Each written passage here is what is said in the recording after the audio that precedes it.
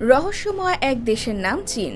নকল যে কোনো কিছুর জন্য সবার আঙুল ওঠে চীনের দিকে। করোনার উৎপত্তি নিয়ে সেই সন্দেহ আরও জোরালো হলো। এইসবের মধ্যে এবার তারা হঠাৎই বিপুল পরিমাণ স্বর্ণ মজুত করছে। ফলে চীন নতুন করে কোন ফন্দি আটছে তা নিয়ে আলোচনা সমালোচনা শুরু হয়েছে। চীন বিশ্বের দ্বিতীয় বৃহত্তম অর্থনীতির দেশ হওয়া সত্ত্বেও কেন হঠাৎ করে দ্রুত গতিতে স্বর্ণের মতো পণ্য মজুত করছে?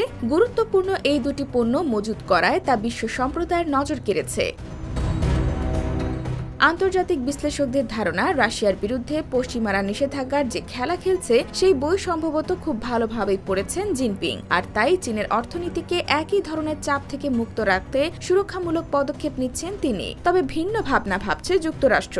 মার্কিন কর্মকর্তাদের বিশ্বাস 2027 সালে দ্বীপটিতে হামলা চালাতে পারে চীন, যদিও ওয়াশিংটনের কর্মকর্তাদের মধ্যে এ নিয়ে বিভেদ রয়েছে। কারো কারো মতে আসলে চীন এমন কিছুই করবে না, কিন্তু সাম্প্রতিক মাসগুলোতে চীন যে হারে স্বর্ণ মজুত করছে তা নিয়ে সন্দেহ বাড়ছে পশ্চিমাদের মধ্যে।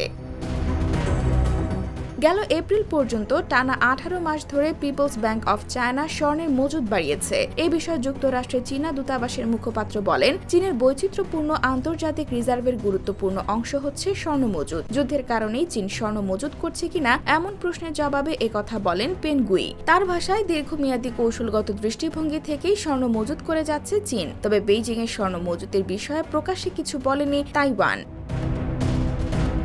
স্বর্ণ মজুতের পাশাপাশি ব্যাপক হারে জ্বালানি তেল কিনছে চীন। এমনিতেই বিশ্বের সবচেয়ে বেশি তেল আমদানি করে থাকে বেইজিং। তবে গেল বছর প্রতিদিন রেকর্ড 1,13,00,000 ব্যারেল করে তেল কিনেছে জিনপিং এর সরকার। যদিও তেলের চাহিদা বেড়ে যাওয়ার পেছনে অন্য একটি কারণ রয়েছে। করোনা ভাইরাস পরবর্তী সময়ে চীনে জ্বালানি তেলের চাহিদা বেড়ে যায়, তাতে চাহিদাও বেড়েছে 10%। IBTV USA, new York.